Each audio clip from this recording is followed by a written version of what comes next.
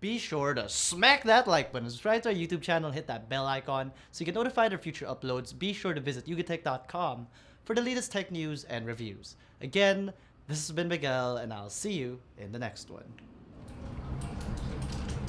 So what do you think? Yeah, that's a good edit.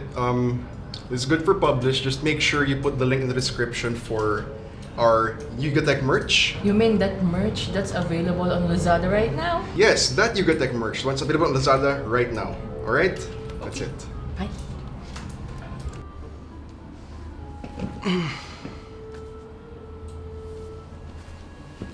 Yeah. What's wrong? I don't know, man. I'm having a good time doing our content, like gadget-centric stuff, but I think we could be doing a lot more. Like what? What do you have in mind?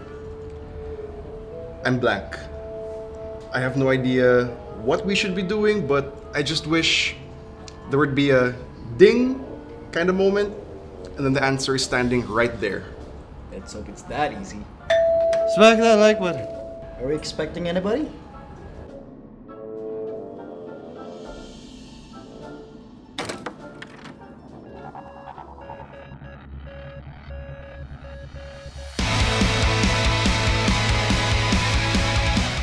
Ano yan? Oh, may Totoro! Ano yan? You usually play like this, but for fighting games, this is much better. So first up for tier 2 is the Legion Sword. It gives you plus 60 points of physical attack. Next, when the game has started, you need to pick the proper lane for your hero. What you guys might want to do is actually grind up to level 22 so you unlock this awesome AK-47. My god, this place is huge. At ngayon, mamimili tayo ng limpak-limpak na diamonds at skins. Parents shouldn't be too hard on their children who aspire to be pro gamers, because the truth is, in esports, there's a lot of money. My name is Brian. My name's Anton. Hi, I am Morel. My name is Joey, and this is... And this is YugaTech Gaming.